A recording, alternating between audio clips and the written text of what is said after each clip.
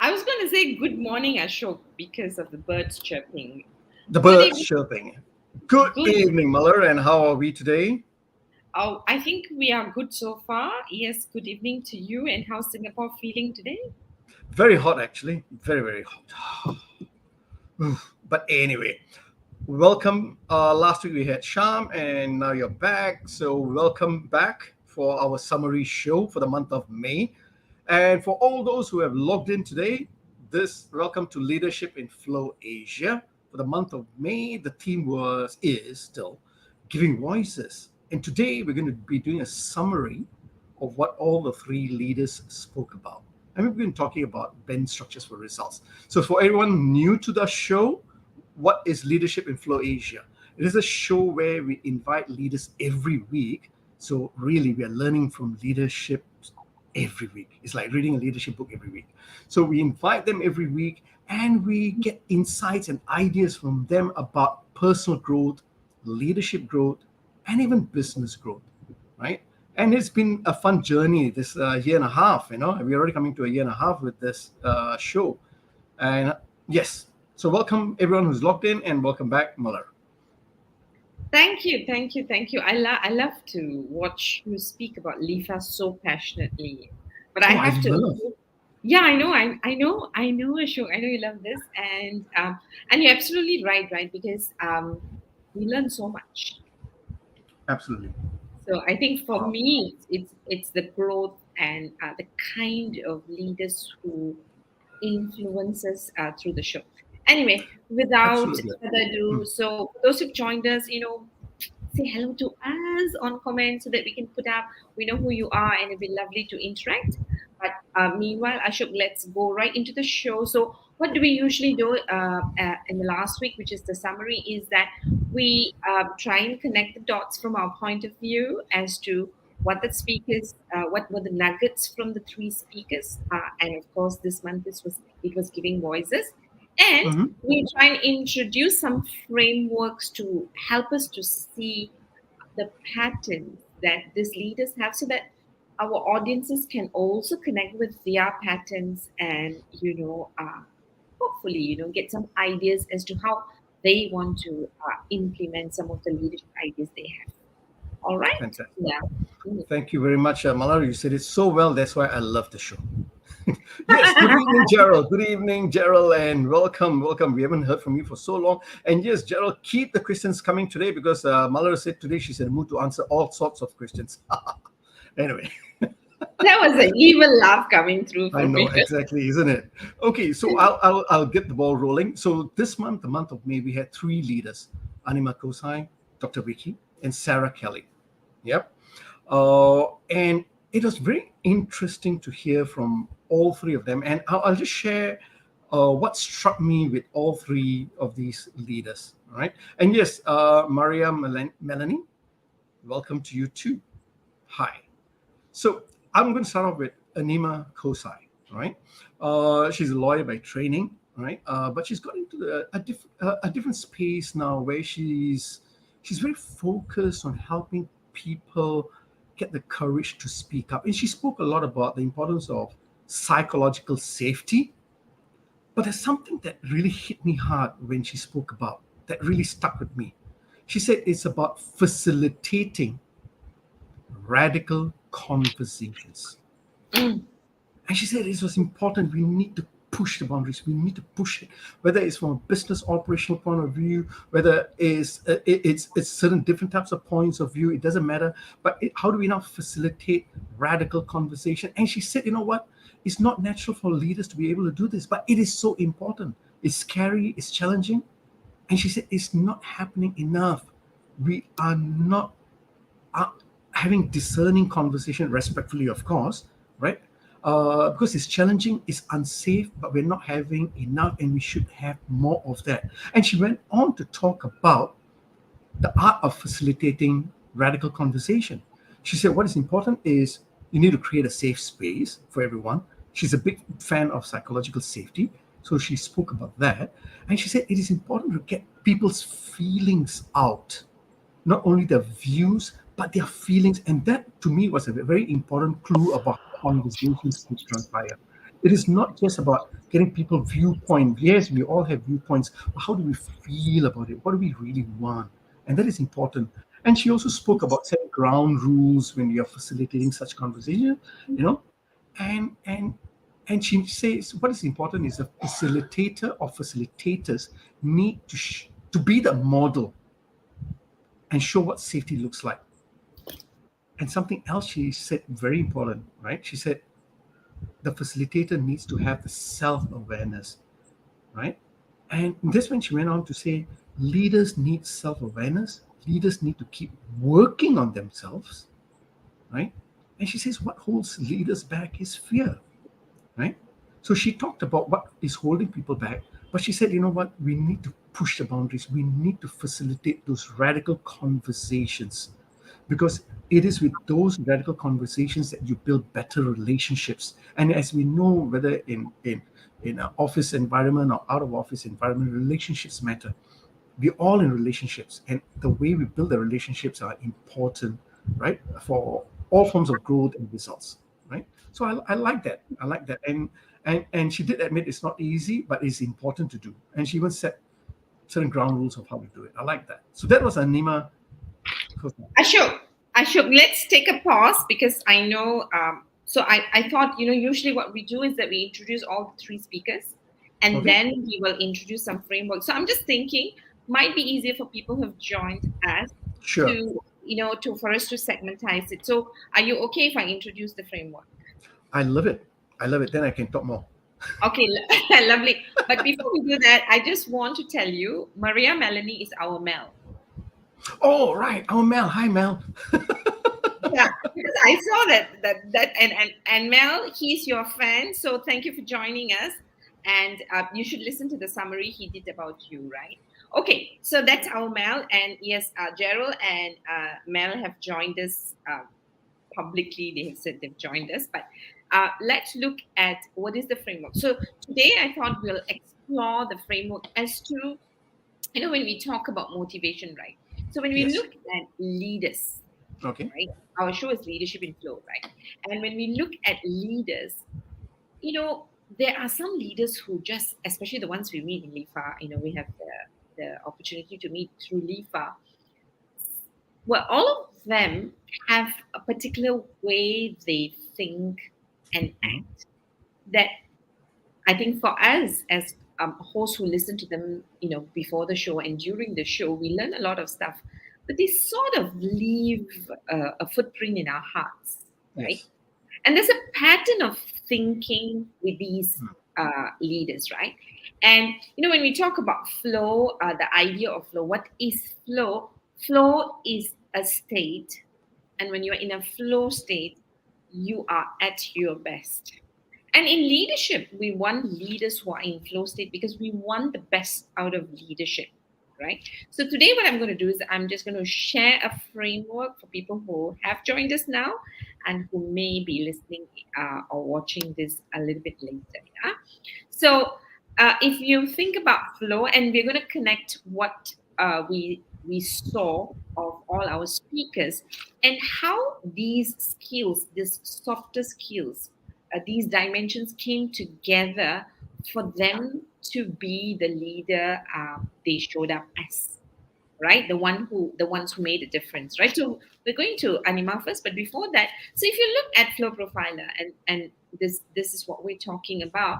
In Flow Profiler, what we do is we measure emotional intelligence, which is the green, resilience, which is the purple, and motivation, which is the orange, right? Now, Having said that, now if you look at anima, right now, one thing that was common among all the three speakers, they're very self-motivated, right? Okay. Obviously, because that's how they lead and influence other people, right?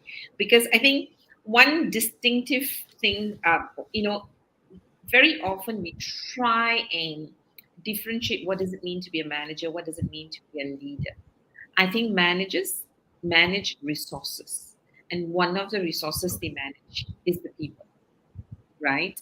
And when we think about leadership, I think for me, and I know I'm simplifying this, when we talk about leadership, we're talking about influence, Okay. Okay.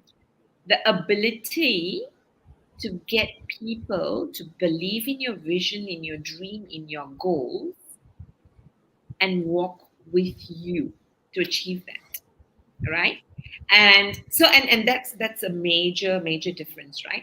And at leadership, our hope is that when we talk about leaders, well, I cannot imagine a leader who's not purpose driven for the business, because I also believe that every business at the initial stage of its birth had a purpose. Every business, came into being because someone at some point of time knew they had a group of customers who had a need, and to serve that need, to serve that purpose, right?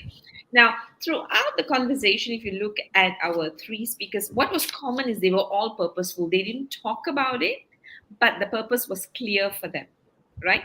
In Anima's case, right, Anima was very interesting because, as you rightly put, she was about facilitating radical conversation, difficult conversations to put things in the right perspective, right? And that's how she created the Speak Up community. Now, is she purpose driven? Yes, right? Now, more than purpose driven, so she was purpose driven. Now, and if you look at her motivation, what drove her to do that? She was purpose driven for people to be for people to speak up. What she wanted them to do, speak up for yourself. Say your part. Tell people what's happening to you is not right, it's not fair, right? And that simply means that, she was promoting people to be autonomous, right? Now, she believed in it. But then what was amazing about her is that these things are nice to talk about, right? You talk about human rights people, you talk about, people who are advocates for a purpose. It is easy for us to say, hey, I believe in this. I think this is how a better world would look like, sound like. But very often, I don't know whether you've ever had that experience. It's very nice to be purposeful, but it's not so easy to facilitate for the purpose to take a life of its own, take action towards it. So Anima clearly at any point of time she wants people to speak up because she wants people to be autonomous, right? And so she's purpose driven. And to now, why is she purpose driven? Because she truly cares for a group of people whom she believes are victimized, right?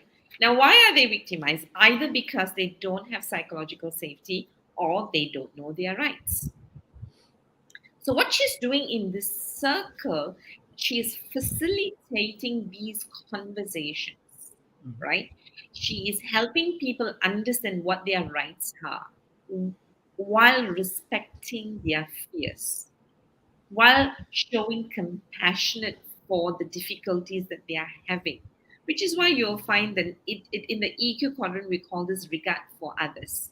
Okay. She cares for people. So at the base, right, when we think about leaders, can you imagine two sets of leaders, Ashok? A group of leaders who truly care for people, and another group of leaders who say they care but don't quite care, Okay. right? Can you imagine the impact in the choices, in the decision that they make when they truly care and when they don't care, right? All right. Mhm. Now, and when we talk about caring for people, leading people, influencing people for a purpose, these people also safeguarded people. They had the courage to do what is not easy, what is not popular, what can be very difficult, right? So, of course, in Anima's case, she was very driven by the fact that she didn't want people to feel victimized. So, what was Anima Sure. trying to do, right? She was purposeful. She wanted people to be independent in the way they acted because she cared, which is regard for others. Now she combined all of this so that by creating the space to speak up, she wanted people to acquire a skill of assertiveness. Take a stand, do your part, look after yourself, speak Mhm. up for yourself, and get the justice, the fairness that you seek in your life. That's what she did. So, Sure. what I thought was really interesting is that she was really helping individuals who were less resilient in a particular area Okay. to find their resilience. But how did she do that? She did it by caring for them, by creating a space where there's care.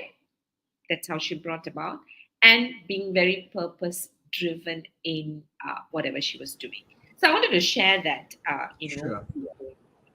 Okay, I've got a couple of comments and questions on this, right? Number one, this flow, I know you have introduced this to me, and I think during the show many a times. And I still remember this stems from the research by the Hungarian psychologist, right? Mikhail Professor Csikszentmihalyi. Yeah. Mihai So I, yeah. yeah.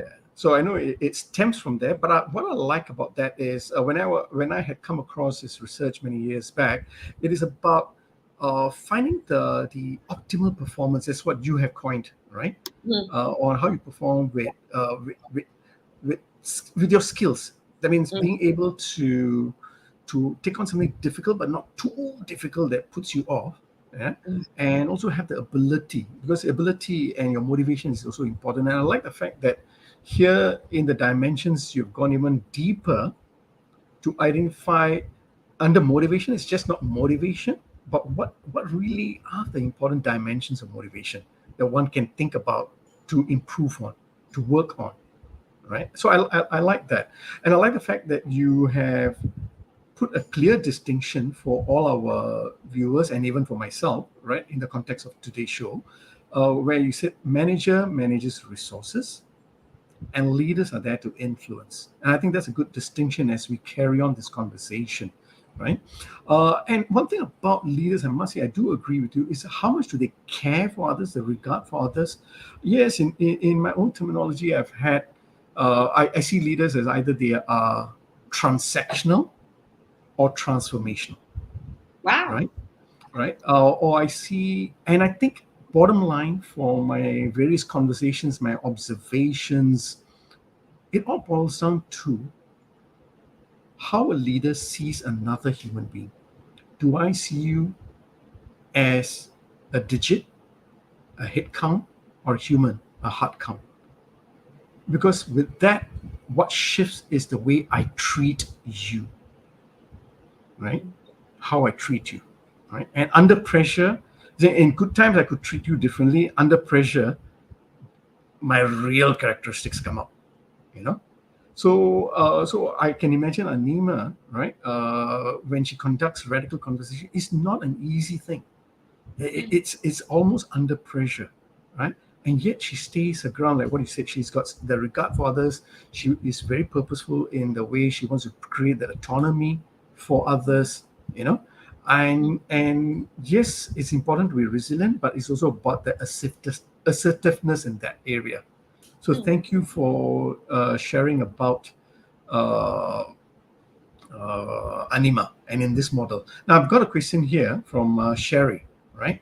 Mm. Sherry asks a question, and I think it's for you. What's the Well, difference between what's the difference between mental fatigue and resilience? I was glad you were saying doing all the talking because I was thinking, Sherry, thank you for the question. Sherry always has very good question. I'm going to Yes. try and tell you on top of my head Okay, what so just to let you know before you answer the question, what I think about it, just to give you a bit of context about Sherry, I do know her a little bit, actually mm, quite a bit. She's mm. Dr. Sherry. She's got a PhD in engineering. you know. Oh, And she is logged in all the way from Adelaide, so it's like 2.5, 3 hours away from that. Yep. right. So thank you very much, Sherry, for logging in. She's a big fan of you, Mother. Just FYI. All right. So now you can answer the question. Okay, now more pressure to answer the question better, right? Sherry, thank you for the question. So mental fatigue, right? So I think if we look at ourselves as a human, right, as a person, we have the mental, your brain capacity or the mental capacity, our intellectual self, our emotional self, our physical self, and our spiritual self. Okay, right? So if you look at mental fatigue, we are looking at the work that happens in the brain. Now, when do we get tired? Fatigue is tired, right? Uh, Sherry has also said toughness, so I'm going to use the fatigue first, and I'm going to look at toughness a little bit differently, right? Now, so when we talk about fatigue, when do we get fatigue? When do you feel fatigue, Ashok? It can be either under stress, when I have maybe I'm physically tired after exercise, right? When I'm in a stressful situation, whether with relationships or sometimes it could be about the intensity of reading. So it all depends. Yeah, Fatigue, right? So if yeah. you take physical fatigue, when do we experience physical fatigue? Either we have overused parts of our muscles or body. Okay. When you overdo something, when you Mhm. overuse, you become physically tired. Mm. Or you haven't rested, Okay. right? Would you agree with me? Right? So physically, when are we tired? Sometimes you overwork yourself, you go to bed, the next morning you wake up tired because you're experiencing fatigue because you've not had enough rest or you've overworked yourself. So I want to bring the same thoughts into mental fatigue. When do we feel mentally tired? When we have overused our thinking, right? We overthink, we ruminate, we think about the same thing over and over again. We're not able to sleep, right? That's where mental fatigue happens, right? So that's how I would look at mental fatigue if I needed to explain. I also want to, I like Cherish has put on mental toughness. I'm a little bit careful when it comes to the word toughness, just like resilience, right? Because one of those, I think we rarely behind being strong, being tough. Now, when usually I'm using layperson term as to how do we usually talk about toughness. We say, oh, you know what, Ashok was tough. Why? Because people hit him and he didn't fall or didn't cry. All right. So I think the context is really, really important. And personally, and this is really my personal opinion, I think there's enough evidence to say that now what looks like tough on the outside, strong on the outside, if it leaves wounds on the inside, it is not useful, right? So when it comes to mental toughness, I really do think it is about the agility, the ability for us to be able to think in different ways, be open and have a growth mindset is what I would say mental toughness is for me. I'm not referring to any particular. Yeah. Now, why? Because for us to be tough, right, when things work, we must be able, if you're tough physically again, right, you would be able to carry loads that is heavier than what is expected of you, right? If you see a small frame person, right, and they carry something really heavy, we say, oh, you're physically tough. Mental toughness is when you are able to process stuff that's a bit more complex, I think, a lot more difficult than is expected of you, right? So that's what I would categorize as mental toughness, right? Having said that, Sherry, I love the question, what is the difference between that and resilience? So what is resilience? Resilience is our ability, all right, to navigate through when things go wrong. Resilience is the result of adversity. So whenever we experience adversity, two things happen, right? Life is not going on the way I want to. I mean, COVID is a very good example, right? things didn't work out the way we wanted, right? So that's an adversity. So when adversity hits, this is where how we think becomes very important, because when adversity hits, there are two mindsets. One is I'm helpless, I have no hope. Another one is I don't know what to do, but I'm going to figure out how to. Now, the moment you say you're going to figure out how to, what happens is that you know that your normal structure of thinking and living is not going to work. That's why it's an adverse situation, which means now you need to either navigate through whatever you know now and acquire and be open to new knowledge and say, I am willing to try whatever I have not tried before. I don't know whether I'm going to be successful, but I'm going to navigate my way through because I am still full of hope. So resilience doesn't mean that I will win, doesn't mean I will be typically successful, but resilience means that I'm going to figure out a way to first survive and then thrive. Thank you. Wow, there's a lot to take that in. So, if what I'm hearing is this, fatigue is okay. So you used a muscle as a metaphor in that sense, right? So it's a mental muscle. So fatigue is when we overuse that muscle. Mhm. Toughness is the ability to Sorry, reframe we our overuse or we don't rest. or don't rest. Okay, overuse or don't rest. And toughness is the ability to reframe the thinking to use it correctly. Mhm. And resilience, right, is the ability to navigate to find navigate adversity to find new solutions.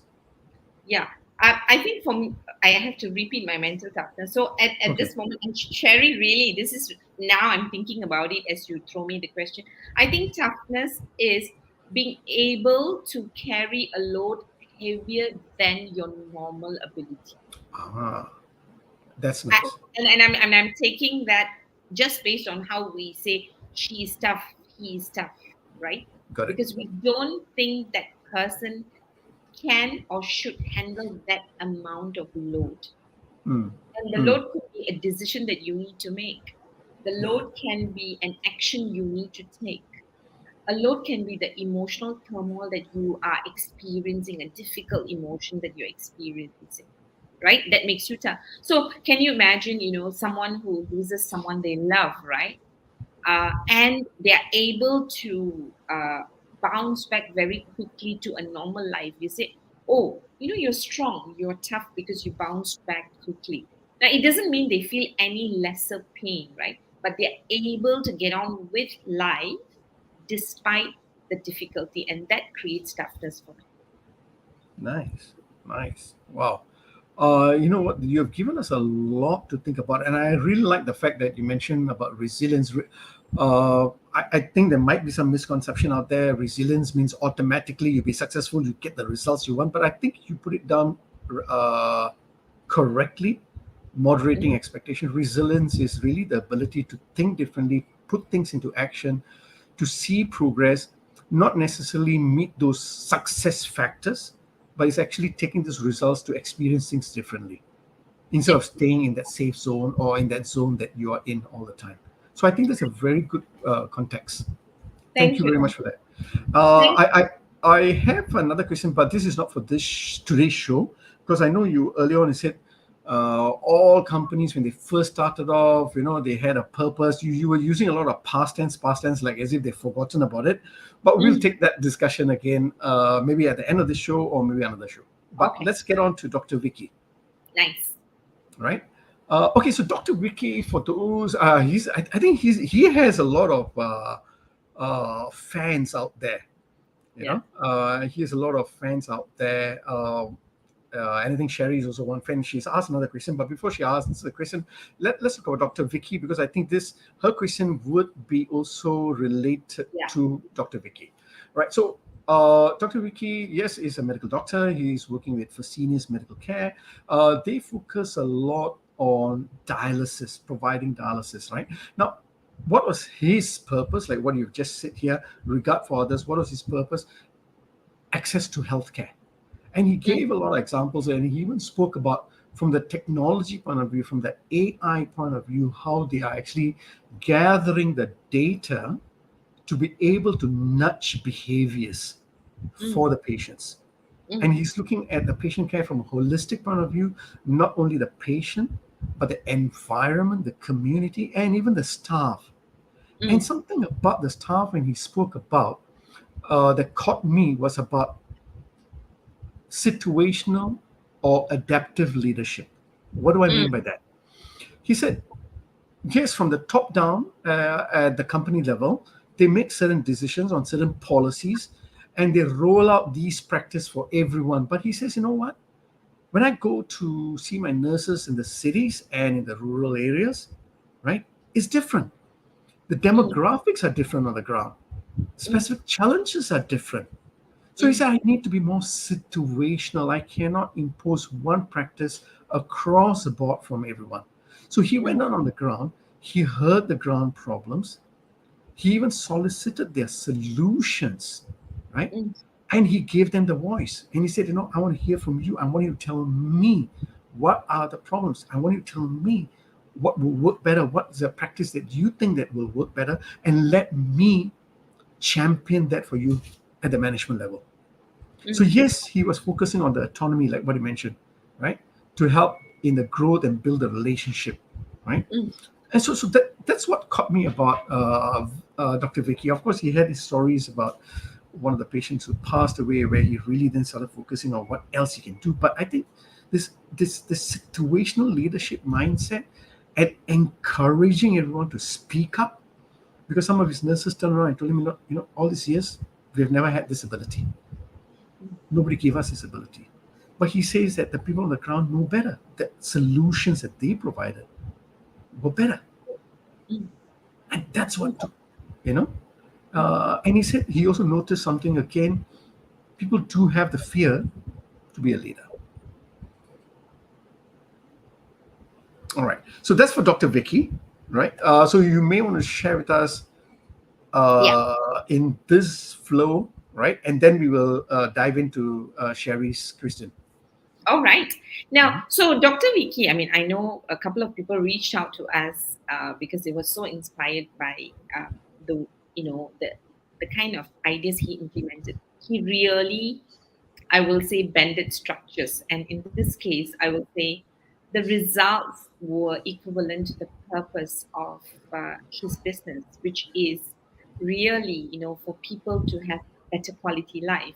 And what is better quality life for them, right? People who go through dialysis, right? He wanted them to complete the dialysis, and he wanted them to follow what is required of them, so that uh, despite being in dialysis, they can lead as normal a life as they can. Mm. So for me, that's a very clear, deep purpose, right? And Dr. Vicky was very interesting. So if you look at Dr. Vicky, his purpose was very clear. He wanted people to be autonomous again. He wanted them to have their life back. But if you look at the green, which is the EQ, right? Now his regards for others was high, so he was very clear. In this case, he was clearly serving his customers, and the customers he's serving are his patients, right? Now he draw into a lot of his what we call social awareness. Now why? Because he wanted to know why patients were not turning up. He wanted to know what were the challenges the patients were having. He wanted to understand the challenges the nurses were having, why they were not as excited about incorporating AI into their work. He was very curious. So he was pulling all of these resources in terms of social awareness. Now, why? Because he then used all of this information, if you realize, for collaboration, the orange. Mm.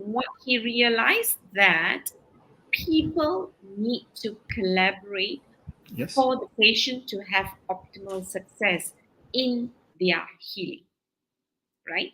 And so what did he do? He pulled in the nurses. He, gave back time back to them by introducing AI. He helped them understand what is the objective. What is the purpose of their role, which is patient care? To a point, if you remember the story that was really inspiring is the story of the nurses who would actually, if some of their patients had difficulty, they will even find a way to go and pick up the patients, right? So he drove the purpose so well and he drove collaboration so well that everyone was engaged, was very clear that at the end of the day, the patient's interest was of utmost importance, right? Very, very selfless, a lot of thinking that went into it, a lot of clarity that actually went into it. And he persevered. Like it didn't happen overnight. He continued to have different conversation at different levels. He brought different people together to have the conversation for the same purpose. I think that's why his story was very inspiring. Absolutely, absolutely. No, thank you for that roundup. So that dovetails down to Sherry's question again. So he had to help people build their resilience, like what you mentioned, right? So what strategies can one adopt to build resilience? So let's look at it from a personal point of view. If you got personal example, and if it is for team leader, what can they do for a team? But let's look at personal first, right? Mm. What strategies can one can one put in to build personal resilience? All right. So there was a study. This is my most favorite study by Dr. Karen Ravitch, right? Karen Ravitch. Ravitch, right? And yeah, so you can look up her book. This is the book I would say that totally gave me clarity about what resilience is. So she did a What's the study, title of the book? resilience factor, Resilience Factor. factor. Okay, thank you. Okay, by Dr. Karen Ravitch. KarenReivich. Okay. Now, I stumbled upon her book now, and in her book, right, she talks about, we talk about resilience, right? And they looked at people from different parts of the world, different levels of life, right? And she tracked resilience. What do you think was the number one roadblock to people becoming resilient or overcoming an adversity? Take a good guess. Okay, so if Number one I'm road- to if I'm to Mm, guess without looking at the book, not that I've looked at the book, I think it mm, could be your self-limiting thoughts. exactly. More than self-limiting thoughts. I mean, so it's the way we think. So, the difference between a person who is resilient and not is the way they think. So, if you want to become resilient, the first thing that you need to do is to be open to new ways of thinking. I can't remember, where who is the person who quoted this, but I love this. Right, you cannot resolve a problem at the level it was created. Right? So when we have an adversity, we call it a problem or a challenge. It was created at a particular level, right? If you're not able to resolve it because the answers are not where it is at a higher level or a different space, right? Which means that with your current thinking, you won't be able to resolve it. That's why you have the problem. The problem is the result of your current thinking not being useful, right? So that's the number one. So whenever we talk about resilience, so if you can look in your own life, right, how people deal with issues. Some people will look at a problem and say, okay, I've got a problem, life is not fair to me, right? Hmm. And they're right, they're not wrong, they're right. I lost my job during COVID. Life is not fair, COVID is not fair. You're right. But then you have another group of people, think about the inspiring stories we had. Like in Malaysia, we had pilots who were not flying anymore, who were opening up nasi lemak stalls, right? Hmm. Now, that's being resilient because I know I'm a pilot. I know I can't fly now. I can actually say it's not fair. And you're right, it's not fair. But what this person did was, right, he opened up a nasi lemak stall. Now, what does that mean? That simply means that, I'm going to do something else because I'm thinking differently. Mm. Can you say that? Now, as I say that, hi, Anima. Anima has said hi. Thank you, Anima, for saying hello to us. She said she's going to say hi, and she's going to watch this later. Okay, so when we talk about resilience, right, your main strategy is your current way of thinking is not working. Am I willing to explore other ways of thinking that I don't know? It could be a new it could be a way of thinking that I don't agree. Am I Mm. willing to Mm. unstuck myself from my belief? Right? Oh my gosh, Vicky is here. Hi, Dr. Vicky. We just Hello, finished Dr. Vicky. about you. Yes, Yeah, we yes, just finished talking bad about bad about you. No, actually, it's good. yes, yes. All great. Yeah, you have a Yes. lot of fans after your show, Vicky. Yeah. So when we think about resilience, so that was the number one thing that came out in her research. Over and over again, you'll find that in the work of resilience, right, it's the ability to think differently. And because we were talking about Dr. Vicky, right? Now, if Dr. Vicky said, "Oh, look here, the patients are not turning up," it's not his problem actually, Mm. right? It's not his problem. His focus is supposed to provide patient care when they come That's in right. for dialysis. This is why in Malaysia, Vicky will call kepochi, busybody, right? Now, what he did, he knew that the success factor will be if patients came. So he took every other pushback that came from patients not turning up or Mhm. not following through their treatment, whether it was nurses, whether it was environment, whether it was family. He took all of these factors and thought about it differently. Sure. I don't know whether it was during the show or the pre-show. He even went to the point of saying how comfortable the chair is, right? Now, why? Right? Because he realized that sitting there for 4 hours, it's not easy, right? And how do we it's already difficult to go through a dialysis. How can I make it better? How can Yep. I take away all of this pushback is what Dr. Vicky was all about. He's saying, yeah, sometimes being busybody helps Helps. within limits, of course. All right, we call it regard for others, Dr. Vicky. Sure. I We need to be more busybody in a way that's useful for the community, Sure. right? Otherwise, sorry, what happens is that we become the transactional leaders. Mm. Transactional leaders will then get transactional employees who tick the box and say, I clocked in, I clocked out, I ticked my box for what you wanted me to do, and not go to the bottom of the issue and do what is required. Oh, thank you again, Malar, for that. Okay, so I'm going to be talking about Sarah, but before that, I just want to say I noticed something very interesting. The moment you Mm, mention Nasi Lama, Anima mm, left, right? I think she went to have her Nasi Lama, and then Dr. Vicky came on. So I think food is an important component here. Right? Okay, I'm going to have a follow-up question for what Sherry had asked. But mhm, let me dive into Sarah because I'm seeing a mhm, pattern here, and I want to mhm, relate it back to Sherry's questions about strategies to adopt to build resilience. Yep. So okay, so Sarah Kelly, HR practitioner, again accidental HR. Why I say accidental? We have already had a few leaders who have come from our show. We realized they never wanted to be HR. They had different careers and they've switched over to HR, and they are loving it. mm, Now, one thing interesting about Sarah, for me, what I found interesting was she she doesn't shy away from conflict resolutions, almost like Anima, right? mm, She does not shy away, and where that stems from is where her father used to tell her, never accept anything that has been told.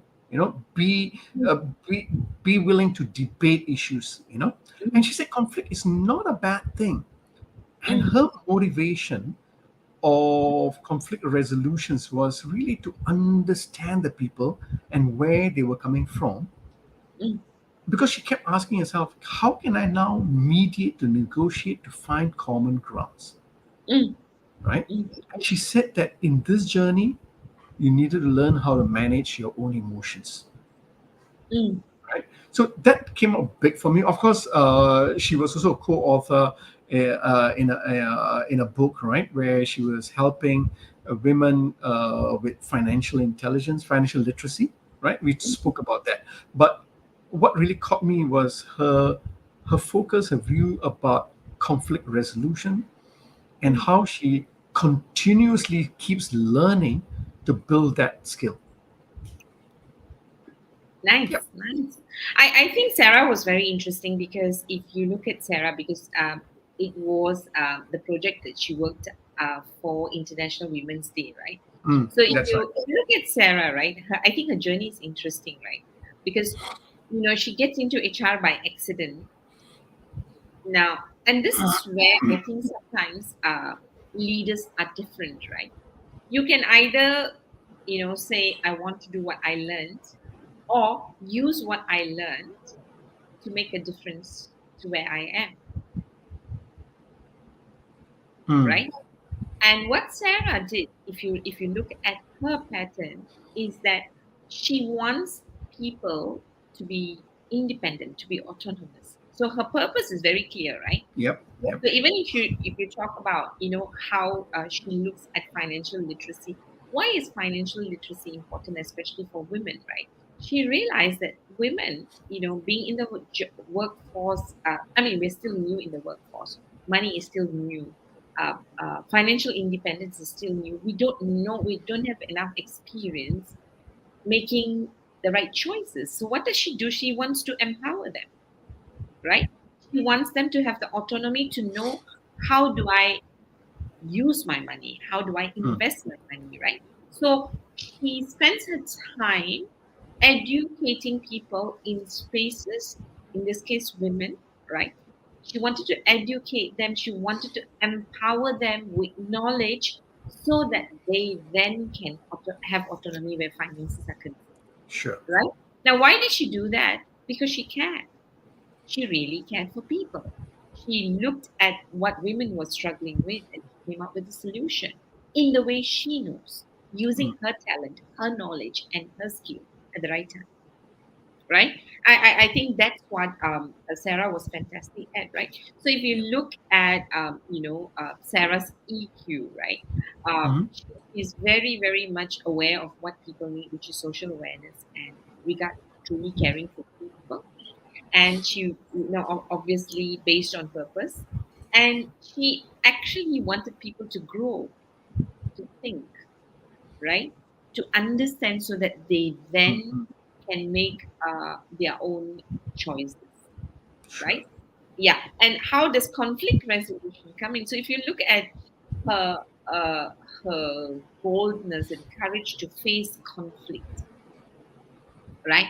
Where does that come from? Again, right? She cares for people. So she Yes. wants to manage conflict because she wants to keep the relationship. Mhm.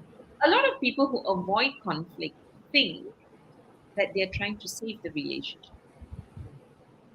But a lot of times, when we avoid conflict, we exist in relationship. We don't have a relationship, Wow. Okay. right? um, it's really what we call false harmony, right? We live in false harmony, keeping the conflict within. Whereas what she did is she was navigating her way, figuring out a way to find out how can we have a win-win so that we now can continue to have a good relationship and make it work. So Wow. that's what I call it. False harmony. Yeah, false harmony. Wow. That's powerful, man. False harmony. Well, I'm living this. I'm living this. No. Okay. Yeah, So but, Ashu, let me ask you this. Now, not has yet. there been has there been a time Mm. when you had a conflict that you did not address with someone you care Yep. Yep. because you wanted to keep the relationship? Yep. Yep. I want to keep the peace, keep the relationship. Yes. Yes. Yes. Yeah. Definite. Yep. But were you really engaged in that relationship when the No. conflict No. was No. No. No. perfect? Yeah. No, which then dovetail again back to Sherry's question, because what I'm noticing now, I'm seeing a pattern already, right? Mm-hmm. All our leaders, wonderful leaders, from Anima, Dr. Vicky to Sarah, they all had a regard for others. They had great social awareness, right? They had clear clarity of purpose. They were focused on giving autonomy and being autonomous because they have experienced it, like Dr. Vicky had said. They also focus a lot on resilience, whether it's giving or being resilient. Now, one thing that you mentioned earlier is that the difference being between resilience and not being resilient is the way you think. Mm-hmm. And I think this is where the problem is. There's a lot of times we focus on these skills about being resilient and all, but when you say the way we think, we have to go a bit deeper. And this is where I think our leaders who came on our show had gone deeper, consciously or subconsciously. They have gone deeper because they have greater clarity or emotional awareness. Mm. Because when you Mm. sit, it's the way we think. Yes, I my thinking affects whether I'm resilient or not. But where did that thinking come from? What are the emotions tied to that thinking? Mm. Is this something that I mean, personally, I feel that if I had a magic wand, I love you to be around the whole globe, right? Teaching everyone the ability to understand their emotions so that they can know who they are. Like what Nima said, people have got to work on themselves. Mm. And that's the impression I got from Dr. Vicky. He had the good fortune of having great leaders who helped him along the way. At the same time, he also was introspective about going deeper to understand himself. Because he had empathy about what worked for him, he knew how to give that empathy also. So there was that emotional level of awareness, intelligence, a deeper level, I feel. Again, consciously or unconsciously, right? Uh, and I think this is something that I think if every one of us went a bit deeper to understand our emotional Mm. emotions, Mm. it will help us build our resilience, our motivation, social intelligence. That's my view. What are your thoughts? Well, I'm the emotion queen, right? But I know that's why I had yeah, to throw that I to think you. two things that comes to my mind. One is I think we've had this discussion a couple of times. I think people like Anima and a few other leaders have only affirmed it. People like Dr. Vicky may not say it, but you can see them living it, right? Their Exactly. self-awareness. Yes. So I won't use the word emotional awareness, but I will use the word self-awareness. Self-awareness, yes. They are aware of. They're very clear about who they are and who they are not. Mm, Right? A lot of times when we talk about awareness, we only say, "I want to know who am I at my core," right? But who am I includes knowing who you're not, right? So Dr. Vicky comes across like a person who will not take no and problems as a stumbling block, right? Anima will not take any form of bullying of the humankind, any form of the less advantaged people. And Sarah comes across like a person who will not tolerate not being disempowered, especially for women, right?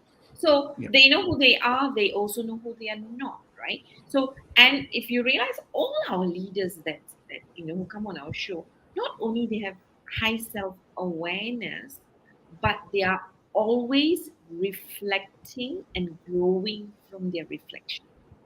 Yes. Absolutely right.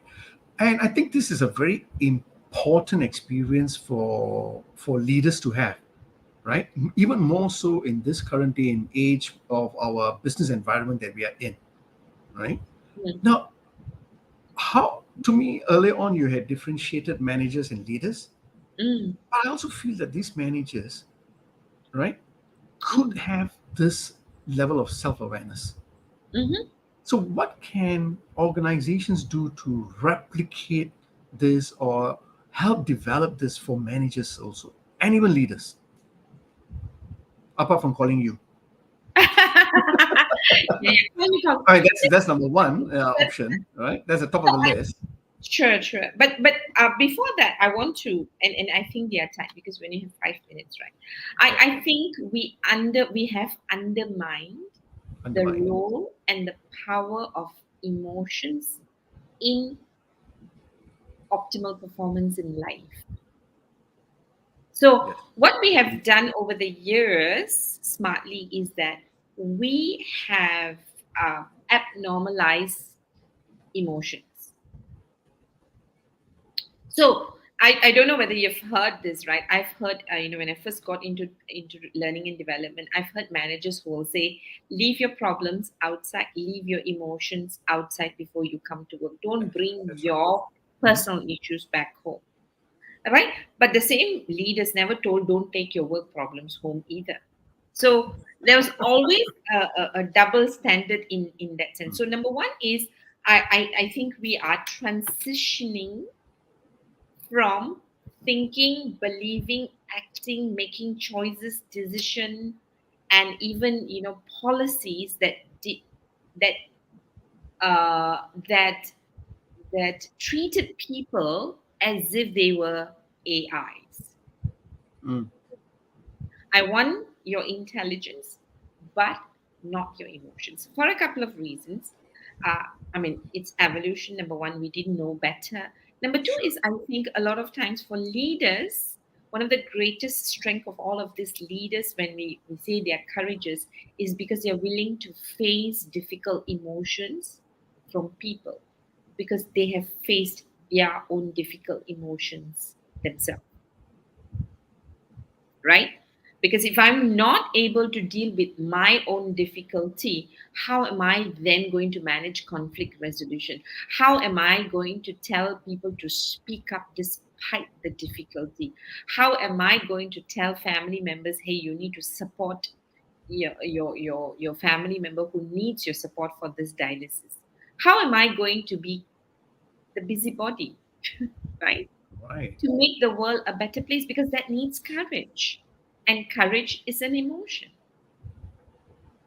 Ca- Yes. That so an emotion equals to energy, right? So a lot of times I think the other misunderstood thing is that emotions are so if you think about emotions are just energy. So what energy do you want to bring into life? The energy that you want to bring into life is the energy you need to invest in, right? We want people who are committed, we want people who are passionate. Are they not emotions? But we don't want people to be frustrated, we don't But want that's people also, to be but that's complacent. also an emotion, isn't it? Yeah, I mean, can you imagine, I've heard stories, right, where you don't get your promotion, right? And when you then don't get your promotion, your boss tells you don't be disappointed, be professional, Hmm. right? I am emotional because I cared for this job. I gave my best shot.